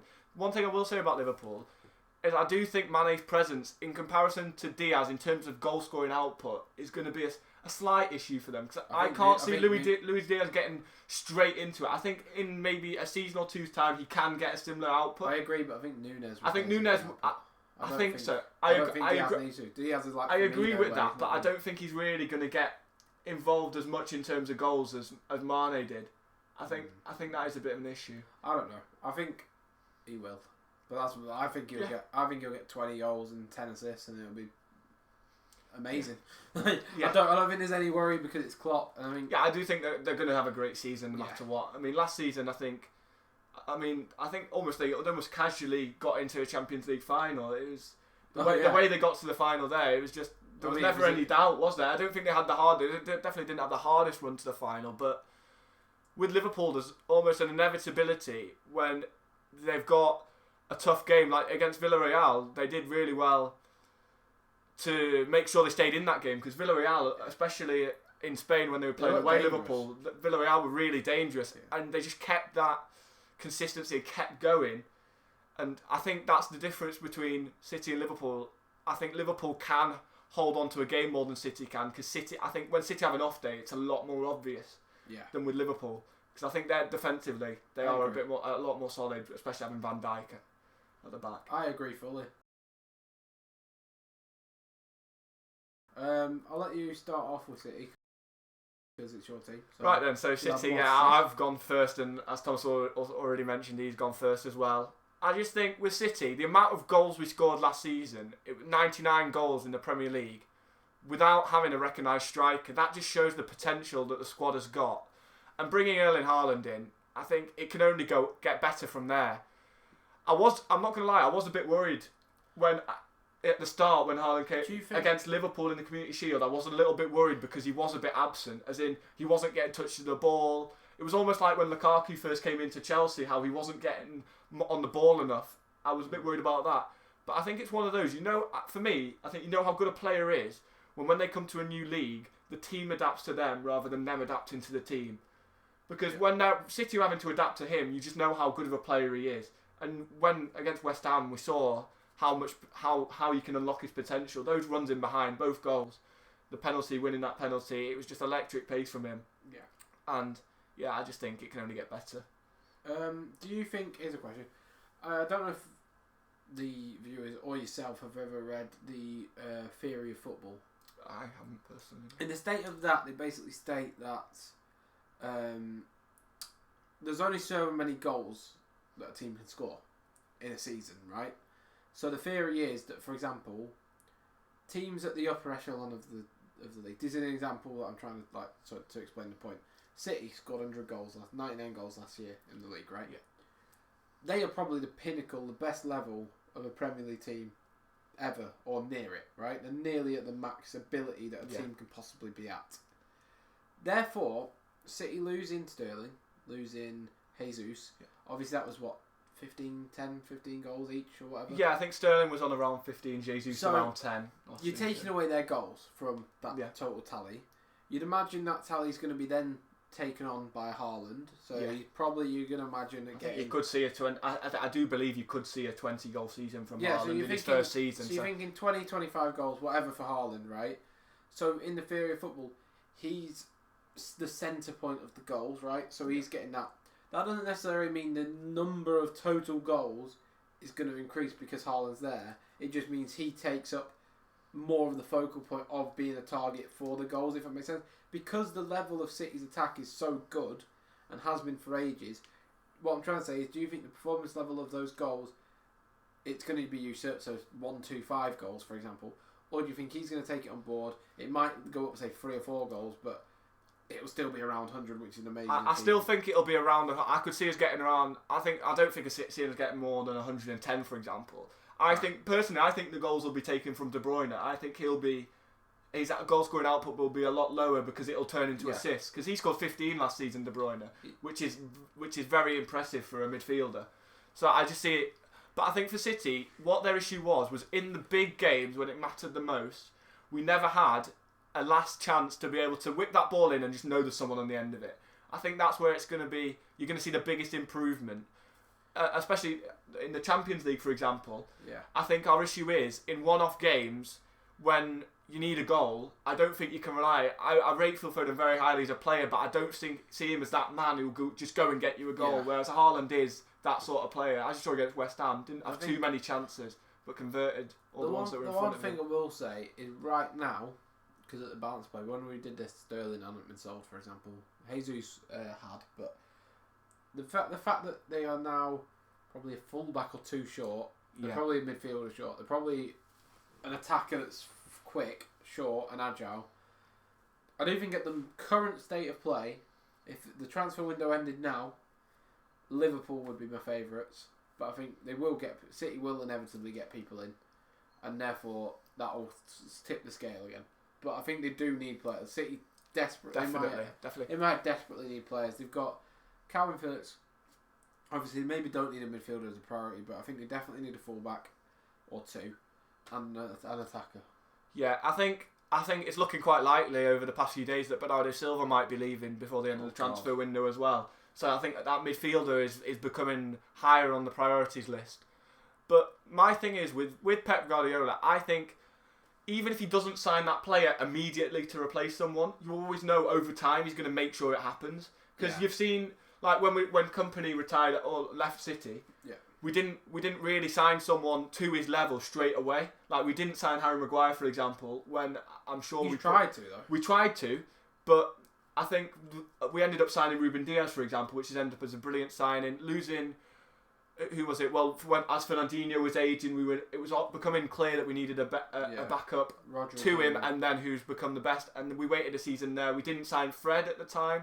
when United signed him. Again, we did try to, but it ended up in signing Rodri, and I think there's a number of players, like with Haaland as well, not signing one last summer. We did try to, but we're not going. My point is, we're not going over the odds as of recent. Yeah. The past couple of years, we've not gone over the odds like I would say Chelsea have this summer. If you signed Fred, and I know this is off topic, but do you think if you signed Fred and Maguire, you'd still be the same ability City now and they'd be better players, or do you think that you wouldn't have been? I think for sure those two players would be definitely much better players than they have been at United. Right. But I think it's a difficult one because hindsight's a beautiful thing because you never know. Fred really has been. I think the issue with Fred is with McTominay and Fred as a midfield partnership. One of them needs to have someone sitting in a lot more next to them to let them thrive. But as a partnership, I don't think it just doesn't work. Well, that links well to the next team because the alphabetical order is Man United. We both went first for City. Right, this is where it differs. Well, it differs slightly. Do you want to go first? Yeah, we both put United. You put slightly different position. Okay. I put United in fifth. That being said, I'm regretting that now. No, purely because I think you're inevitably. I know they lost the first game, but you're inevitably going to get a manager bounce. It's going to happen. Yeah. Ten Hag will get them going at some point. I don't know how good a manager Ten Hag is. He's unproven in the top 5 leagues. He's obviously done a very good job at Ajax with the Champions League and all that, getting him to, what was it, semi? I think, it's a semi-final, And he's developed young players. The worry about United is they're not signing the players they want. No. They wanted De Jong all summer, they've not got him, so now they're going for an alternative in Rabiot, who, let's be real, United do not need to add more bad eggs to that broth. Not at all. If that makes sense. Yeah. Rabiot comes with a high baggage. His mum's his agent. She's caused so much havoc in the past to his career and to the player himself. I don't think Rabiot is the right signing. He'll probably turn out to be okay, he is a good player. He's a talented player. Is he what United need? Probably not. I don't see him as that defensive midfielder as well. I think if they're signing, I don't see De Jong as that though. Nor do I. But I think what they needed was that. Ironically, I think Calvin Phillips would have been that player for them to sign. I mean, I can see them. It's at the point where they, even if they went after Declan Rice next year, I don't think he'd want to join them. I think I wouldn't see that as a progression high enough for him. I think Ndidi is the best. I said Ndidi would be good. In the previous video we did where me and Ned talked about it, we talked about United, what they need to do, and I said they need Ndidi. And I still think they need like a bit of strength as well. I think I think for United they need that physicality in midfield because I think while Pogba he's a big presence on the pitch, I don't really think you need someone who will work hard, strong, and a ball winner. I think that's exactly what they would get if they signed Ndidi. I don't think Pogba's that bad though. I think he was such a scapegoat for them. It's unbelievable. He's a bit lazy, but like he's a player that if he was next to say Prime, someone like Ndidi, they bought it. It's mad because they bought him for 80 mil, and then they didn't build the team around him once. There wasn't one squad where he was the pinnacle of getting the best out of him, and he is that talented that's what they needed to do. That being said, that's water under the bridge. That's not United now. United now are they're an absolute joke, to be honest, in how they've run.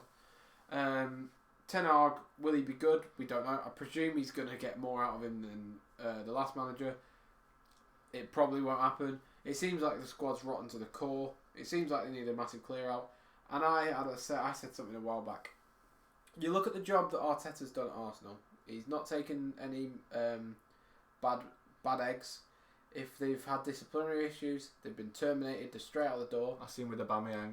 Yeah. And now they're on a positive outlook because they finally got the club mentality right. If the club is rotten throughout the squad, then you need someone like that to come in. Now, I'm not saying Arteta's the best manager in the league or anything like that by a long stretch. He's not. But you need a strong personality to be able to do that and to get rid of them and to take that responsibility that it's not going to be good for a while, but we will make it good and we will build that and we will build this youth. United need to start investing in young players, not youth players, like 20 to 24 that are malleable. They need to get rid of the dross that is toxic at the club. Yeah. The likes of Ronaldo needs to go. Martial at this point has had too many opportunities. Yeah. Rashford is a bit of a dodgy one at this. I think he's a tough one. But Maguire, they need to cut the losses. Yeah. McTominay, I don't like. You've got Wan-Bissaka, who probably needs to go for his own career. Yeah. You've got, Luke Shaw's fine. Tellers has already gone. But like, there's so many positions. It's like a full clear out basically. They need to do. You think back to what like the Emery Arsenal squad. It's basically the same job. Just it's United who are probably the biggest club in the world, maybe if you don't count Real Madrid as that. So the job's huge. Does Ten Hag have the chops for it? I'm not sure. I put them in fifth because I thought they'd have a manager bounce. I still think that'll happen. And I do also think, as a separate note, they'll probably win the Europa League. But I don't think United are going to be back anytime soon, as in like actually challenging for the league. No, yeah, it's not going to happen. I'm in a similar position there. I've put them in sixth, so not too different. But I just don't see them improving on last season. I think for them to be building on that season, they need the statement signings that are really going to bolster them, like a big striker signing. Did they right? Because my issue with United is, you think back to Alex Ferguson, they were always outsmarting the market. They went for Premier League proven players. You think back to the likes of like Ferdinand, for example, even the lesser players like Darren Fletcher, etc. They're all just smart signings, right, from Premier League oppositions and just smart signings. They never did the big budget Galactico star, really. They never did. No, not. There was the odd one, like maybe a Carlos Tevez, but even he wasn't. He was from West Ham. So there's none that I can think of from the top of my head that were a massive, massive star. There was a few I know inevitably, but that's what happens when you're a club like United. They need to go away from this big name for syndrome they have. You've seen for so long they've gone Ibra, Pogba, Ronaldo Cavani. Recently, Cavani. They just go Maguire, even 80 million. Like, they go for big names, big money transfers that are not sensible. They're almost set up to fail before they've started, based on how much they have to pay for them, and then they're doing a failed. They're literally just doing a failed Real Madrid Galacticos. Yeah, it seems like that, really, doesn't it? So I don't think they need a statement. I think they need to be intelligent. I think they need to bring in younger players. Like that Benjamin Sesko would have been a good deal. I think he would have been. Yeah. They need to get rid of the dross they've got, and they need to start again, clean slate. Yeah, I think also I'm not sure about the method of Ten Hag trying to bring in all the players he's had in at Ajax. I don't really think that load of foreign players is what you need. Like Martinez, I'm not too sure about his quality. I'm not seeing much of it. I'm not seeing too much. I'm not sure the foreign players issue is the issue, but I think, for example, with Arsenal. And it's seen in the All or Nothing documentary as well. When you're sort of doing a project, you need people with a similar mindset to come in. Yeah. They all need to have the same mentality. Yeah. They all need to be similar, have a similar will to win. They all need to be a similar age bracket so they get on. They all need to be have similar backgrounds, but also you want some different backgrounds just to have a bit of spice. So, for example, Arsenal made a note to try and sign English players. You don't necessarily need to sign English players. You could do a Wolves and sign loads of Portuguese players. But you need that similarity with the squad for them to mesh and gel and become a team. City have always signed technical players with a bit of flair and a bit of Spanish, usually aim for a 24-year-old. Yeah. It's that simple. Liverpool always target players, especially in midfield, who are athletically gifted enough that they can press, who also always develop asthma. But, that being said, they need a similarity and a common goal and joined up thinking at the club, and I actually think that Ralph Rangnick probably would have given them that if he went upstairs, but turns out they've been that off as well. So I mean, they're just in a state. It's a tough one with United. I don't think many people are seeing them getting close to being in the top 4. To be honest, for this season. I'm not even sure they'll get top 6. I put them 5th, obviously, but like, it wouldn't surprise me if they came 8th or 10th. I think they're definitely getting top half. But I think that's how bad it's got with United. They were ones where you'd be thinking they've got a challenge for the title this season in the past years, but now it's like I've grown up with them always being first. Like, I don't know if you remember it too well, but like they had Tevez, Rooney, Berbatov, even to a lesser extent when I was really young, like Van Nistelrooy. Even in later, they've had Ronaldo. Yeah. Since 2013, obviously Ferguson left, and then it's just been slow descent. It's that's not getting stopped. worse and worse. Yeah. Like it's not even. They've not even sniffed a trophy for 5 years. No, not even close. No. To say that Leicester and Arsenal have won a trophy more recently than United is mad. Yeah, especially Leicester. Not necessarily for Arsenal, but when you then caveat Emery, you caveat all the stuff that's gone on at them since obviously United last won a trophy. It's mental. It really is. Yeah. They should have got Conte in when Spurs did. Because there was that window, and I think he would have gone there. I think he would have preferred to go to United, to be honest, because it would have helped his ego.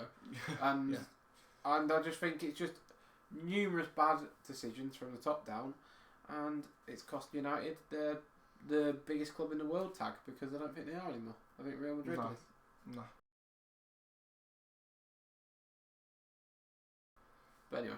Right then, moving on. So we've got Newcastle next. And I think, well, for starters, I've gone with 8th for Newcastle, and you've gone with something similar, haven't you? 7th. I think they'll nick Europe. Yeah, I think it'll be the thing that really kickstarts them to become a super club. They've had a brilliant few transfer windows, to be honest. Last season, bringing some really smart signings, really, as I've mentioned before, bringing in Dan Burn last season and strengthening with Nick Pope for 10 million. I think that's a great signing, Premier League proven, and he's always been one where he could move up to that higher level. From Villa as well, didn't they? Target from Villa, that was a good signing. Trippier, brilliant signing. They brought in Botman this season. Bruno Guimaraes, as I mentioned. He's been amazing. He's probably the best player outside the top 6. I think that's how good he is. He's probably one of the best in the top 6. He's that good. I do really think, he's a great player. I just think the signings they've made, they've been clever signings, and that's the best way to do it. You don't want to be going out and spending ludicrous money straight away. I think you want to build it up. It's not realistic to think as soon as you get the money you're going to be in the top 4. No. You've got to have that season where you get in the top half. Well, City you did compete. It as well with and they kept Mark Hughes at the time when City first, and they were intelligent with it. They're sort of following that model, but obviously City did sort of blow loads of money on example. But like they've got a template. They're doing well. They're going to keep improving. They were in the top 4, was it, since Christmas last season? Yeah, no, they had a really good form. I imagine they're going to improve on the position last season where they were in, was it 10th or something? I don't really know what it is. I can't remember actually. I think it was around about. It was around there. So I think they'll come 7th. They'll make Europa Conference. That'll be great. It'll kickstart their season. They'll have another good window. Then, God knows, they'll sky's the limit from there, really, isn't it? Eddie Howe's done a fantastic job. Let's just caveat him signing a new deal as well. I think that's great, to be honest. You don't want to be changing everything about the club all at once. I don't think he'll be the manager when they win the league. Nor do I, not at all. But I think you don't want to change it all at once and then have yourself not progressing in the season after you get all the money. And I think it's caveat, they will win the league. I think it's going to happen at some point. It is going to happen with the amount of money they got. They're the richest club by miles in the world. Yeah. So I think it's going to happen, but you don't want to change it all at once. You don't want to be splashing ridiculous money straight away. And I think Newcastle, when you look at it, they spent similar patterns to say Everton. Yeah. Who are obviously a bigger club. Well, no, they're not. No, they're a similar sized club, and Everton, you really think should be coming in the 7th position. Yeah, they should be in a similar. You'd think going into next season, Everton spend it stupidly. Newcastle don't. Like it's the difference. It is much better, much wiser signings. And I know it's different situations. Newcastle can offer bigger wages. Newcastle can offer arguably a better place to live. I don't know. That's maybe not. But and they've got a massive sport. I'd say they've got a definitely bigger sport base than Everton. But definitely. Yeah. But yeah, I mean, it's going to be good for Newcastle fans. Not necessarily the likes of United, Arsenal, Spurs, not City and Liverpool because I don't count them in that might get left behind when Newcastle's revolution come along. Maybe even Chelsea could get left behind. But Newcastle will win the league. They're in the right direction. I put them in 7th. You put them in 8th. Yeah. I think they'll nick Europe this season. But onwards and upwards for Newcastle, really. Right, then moving on. So next up we've got Nottingham Forest. A bit different on this one. Now this one we've got a bit of a difference. I've gone with Forest in 17th, just staying up. And I've gone them in 19th. I touched on it before. I think that they have done way too much business. They've changed the whole squad. The manager had an absolutely amazing season last season. He did. He did. In it. And got them up surprisingly. They changed their whole squad. I just don't think it's going to gel at all. Also, all the signings are weird. Like Jesse Lingard to Forest is just for strange. A year as well. He's on high wages. He's not on 200k a week. I think it is lower than that. But for a year deal, even from a Jesse Lingard point of view, if he's on a year deal and then gets injured and then he's got no club, he could have gone West Ham. I know he could have gone to West Ham. He would have been starting at West Ham. I don't really see it's stupid what that is. But he's followed the money clearly because West Ham don't have that. No, they don't have resource, but I just don't think it's going to gel, and I don't think Jesse Lingard's going to fire a team forward too much. He did with West Ham, but they had mitigating circumstances. So for me, Forest 19th. I think they're going down. In hindsight, to be honest, I think this would be pretty much the only one where I think this is possibly one where I've got it wrong. Because no, I think Leeds have got it wrong. I think with Forest, I think especially as we saw against Newcastle. Yeah. I don't think Bruno Guimaraes ran that game. I know, absolutely ran it. On second thought, I don't think they're going to have enough. If I had to go and do this again, there's a team still to come up, which I think I'd probably put instead of them and swap them round. But I think I've made a mistake on that one. I'd say fair enough.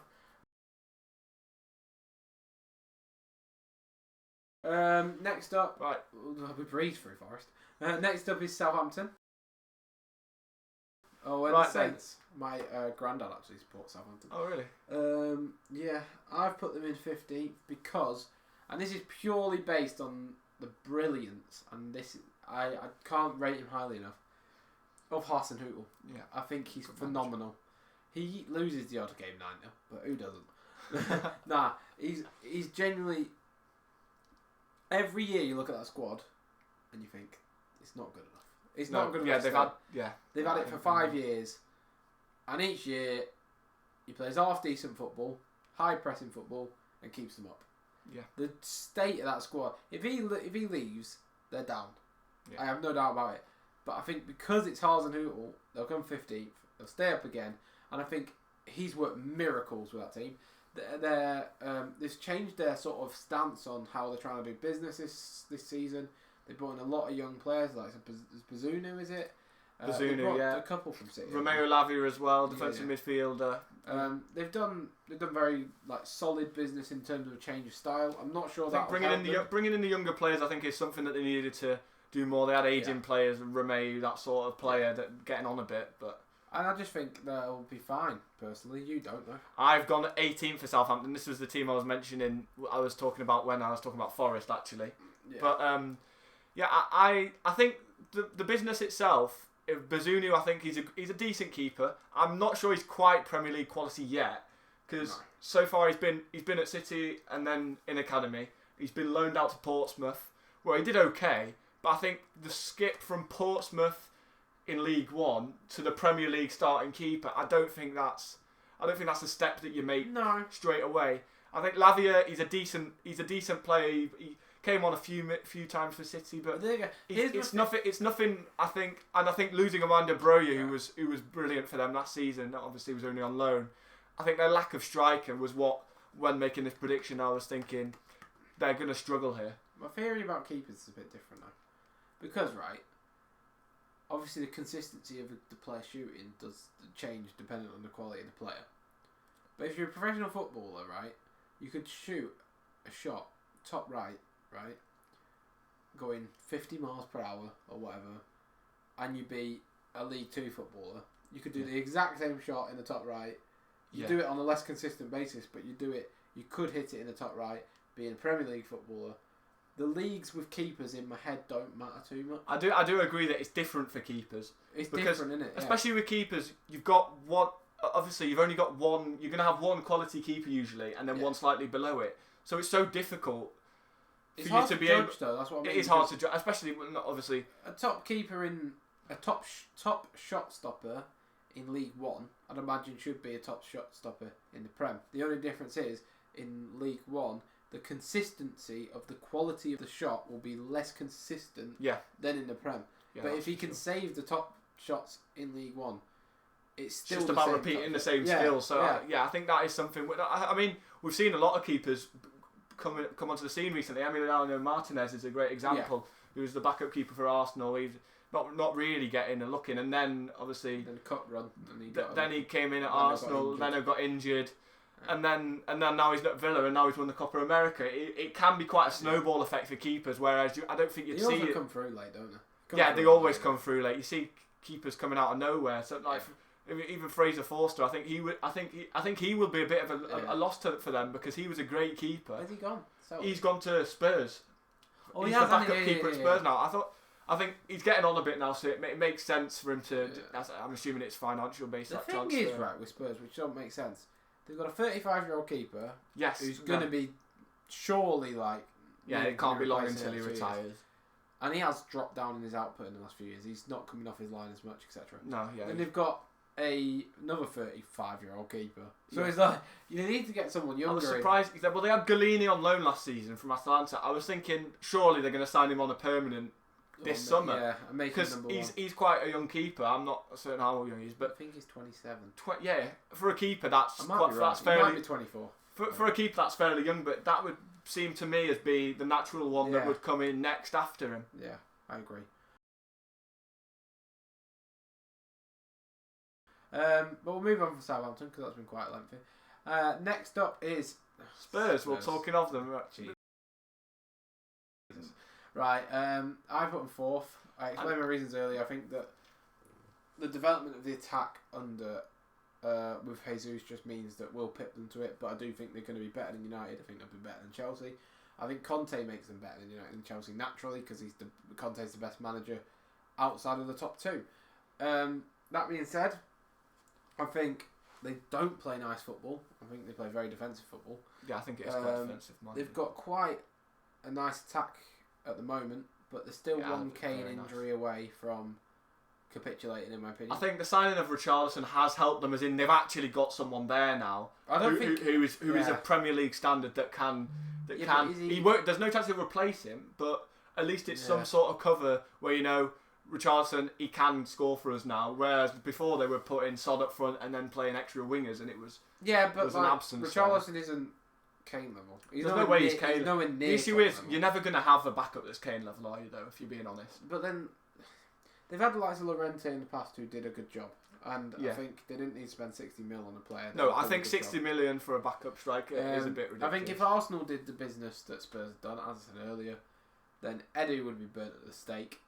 I mean, they've got a free 35-year-old. They've got Basuma, who's a great signing. Don't get me wrong. Don't get it twisted. I think Basuma's a massive upgrade in Højbjerg. Absolutely levels above Højbjerg. I think that's an amazing upgrade to the team. The other ones, I don't even think have upgraded the team much. They may have helped the chances in Europe, for example, Perisic, rotation, but they haven't done much in my head other than Basuma to upgrade a team. Arsenal have upgraded their team in 3 positions. That's why I put them higher.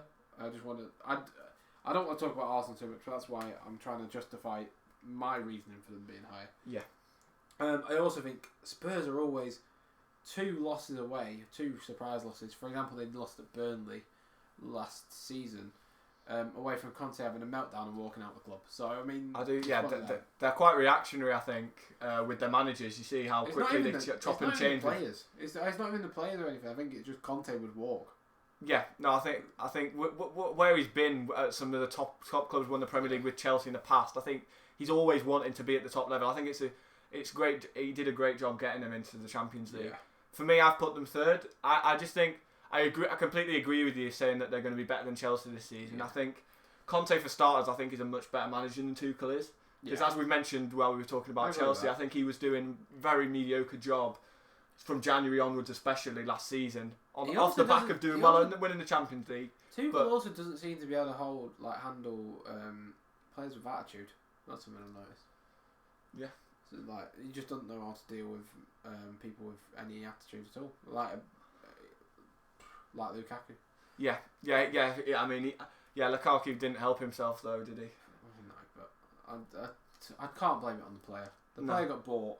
If the player's been identified, you have to play to his strengths. If he doesn't, if you don't play to his strengths, you can't expect a player at 28 to Lukaku's known as what he is. Yeah. He is Premier League proven because he scored goals at United. And at Everton. And no, he didn't score at Chelsea. But he's been really good for Inter Milan. He's good at international level.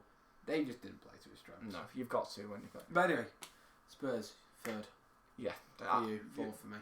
Yeah, right. Is that everything for Spurs? Yeah, that's everything I've really got to say with Spurs. I think. Thank God for that. I'll just say one last thing. I do agree with the transfers. I think as a whole it's a decent transfer window, but I think they could have done with strengthening their starting 11 as a whole more, because I think like you said, I completely agree with that. Basuma I think is a big upgrade in the midfield, but I think Jed Spence is a good upgrade for the future. I think Perisic is good for the Champions League, so I don't think you see him in the team every week because of how he's 32, 33 now. And I think Longley, I'm not really certain on that signing, to be honest. I don't really think you're upgrading enough for now you're in the Champions League. I think Spurs, and this is a hot take because I think Spurs fans will kill me, I think Spurs have needed to replace Lloris for about 4 seasons. If you look at his XG against his mistakes, I think he has definitely declined. Horrendous. He has definitely declined. I wouldn't say they need it, for me anyway. I don't think he needs to be replaced, but I do think I think, for example, like I said before, not signing a keeper that's of a younger age than Forster. I don't think they've really prepped themselves well for time after Lloris. I do think Lloris cost some points in the season. If you look at his errors, I think he's a strange one because I think he also can save you points.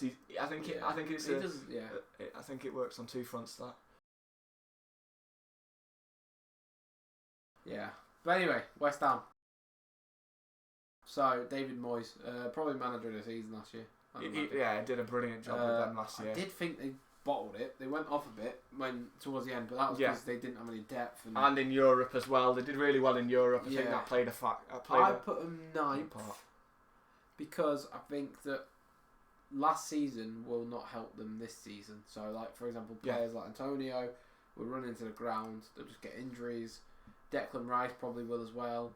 And I think Vieira's Palace are more exciting. I think Newcastle like what they're doing there. So I just think there's better options ahead of them at this point in time. You also got to factor in Skamaka. He's an improving property. Yeah. They've got a good team, but they're like, it's just, to me, it doesn't shout out to me too much, West Ham, which is unfortunate because I know Bowen, for example, is a great player. Yeah, definitely had a great season last season, didn't he? But I just don't see him doing it again. I think they'll come 9th. Yeah, for me, it's not too dissimilar. I've gone 7th for West Ham. I do think they've strengthened in the positions where they needed more depth. For example, I think Skamaka's. I think he's a wise signing because he works to what they've been playing with already, with the physicality of Antonio up front. He's 6 foot. I think he's 6'5" Skamaka up front. So the physicality that he'll bring as well will be. But that doesn't always mean much. Like Val Vegas was 6'7".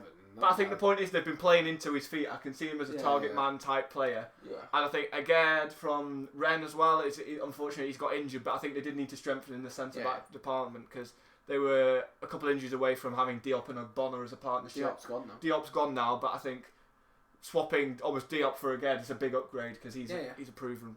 Well, not proven, but he's a much better player than Diop was. I think West Ham's fair. I mean, 7th to 9th.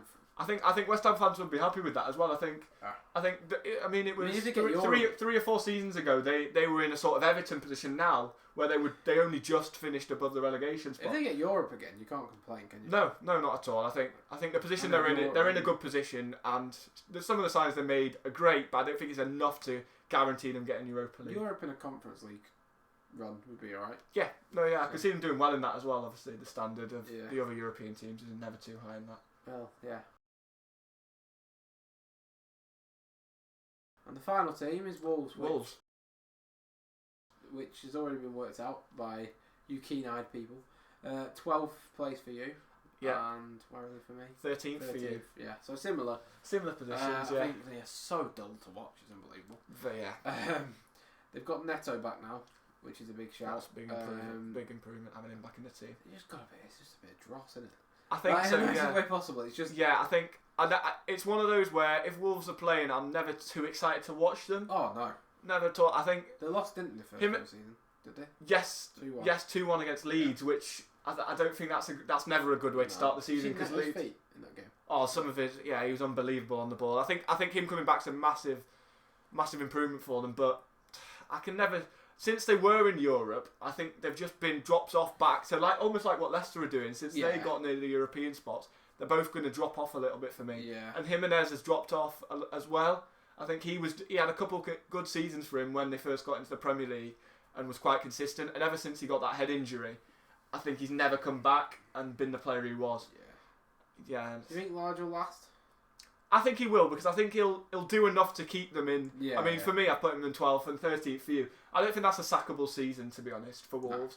Because the squad's slowly getting worse, isn't it? It is. I think that they've changed into a back four. I'm hoping that will make them play a bit more expansive football than when they were playing. It might help Neves. Yeah, I think he's a quality player that I'm surprised hasn't got a move yet, because Wolves have been. Well, we were massively linked with him. You were linked with him. I wouldn't have been.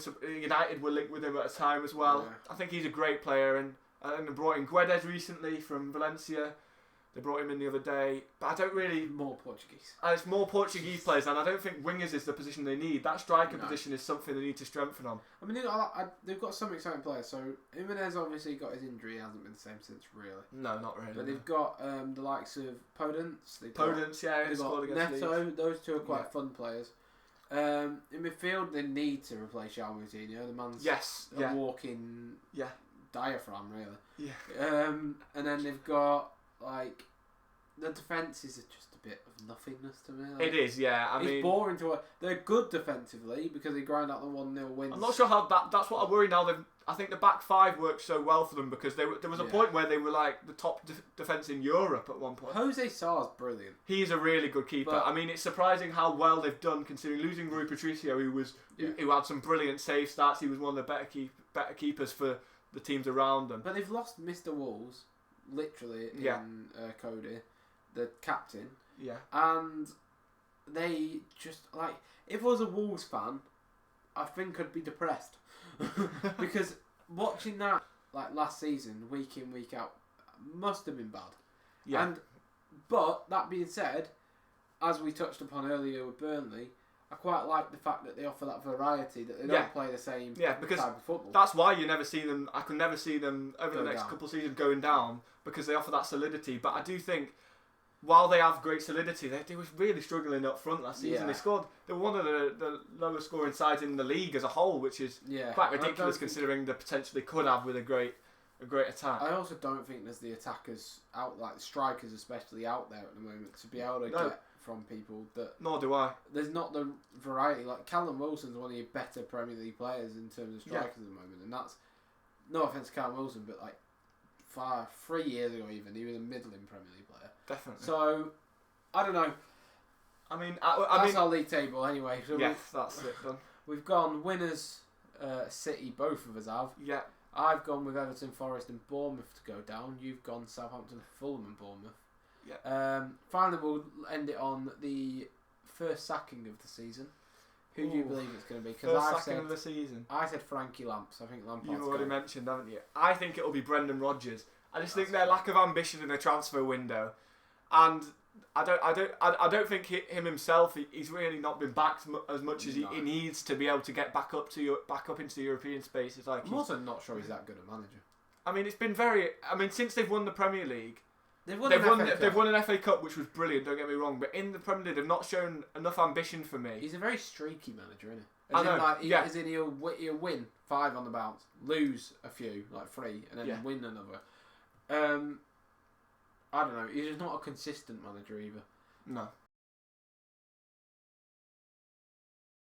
But yeah, that's what we think for the Premier League season ahead. Let me know what you think in the comments below. Please be sure to like and subscribe if you are new and you enjoyed the content from me and Alex. We will do more. Some will be over Zoom, so we'll be in the same room. That rhymes. And yeah, thank you for watching. Yeah, hope you've enjoyed the video, guys. Be sure to turn that bell on and make sure you're paying attention to all the new videos being released over the coming weeks. Thank you and goodbye.